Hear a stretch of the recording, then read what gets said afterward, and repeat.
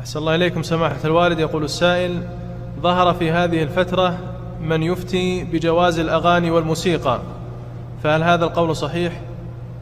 هذا قول باطل، ولا يفتي بهذا من العلماء المعتبرين، إنما يفتي به إما أهل ضلال وإما أهل جهل.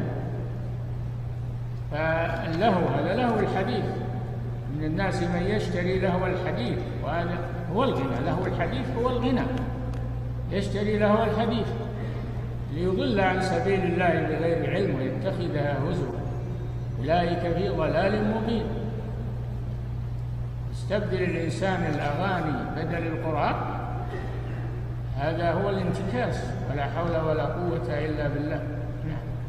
العلماء ورثة الأنبياء، لأن هذه الأمة لا نبي فيها بعد خاتم النبيين محمد صلى الله عليه وسلم، فمن يرشد الناس، من يهدي الناس، من يبين لهم دينهم، من يتحمل المسؤولية.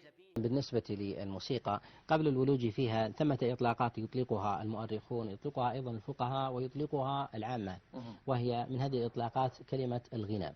كلمة الغنى المراد بذلك هو الصوت المترنم، سواء كان مسجوعا أو غير مسجوع. يقال فلان يغني إذا كان الصوت الحسن يخرجه. ولهذا النبي عليه الصلاة والسلام يقول: ليس منا من لم يتغنى بالقرآن، يعني يطرب صوته ويحسن صوته في قراءته. إذا علمنا هذا علمنا أن إطلاقات العلماء في كتبهم لمسألة الغنى يريدون بذلك الصوت، لا يريدون بذلك الآلات تسمى هي المعازف، والتي ينشأ عنها بعض المصطلحات ما تسمى بالموسيقى وغير ذلك. وعلم ما يسمى بالموسيقى علم واسع جدا، وكذلك الآلات متنوعة، منها حديثة ومنها غير حديثة. لهذا ينبغي للإنسان أن ينظر إلى هذه المصطلحات ويميز إطلاقات الشارع فيها. بالنسبة للغنى كلام العلماء فيه من جهة الخلاف ونحو ذلك، ويريدون بذلك هو الصوت الحسن والترنم في ذلك الذي يخرج عن التحسين المعتاد ويشابه طرائق الغنى.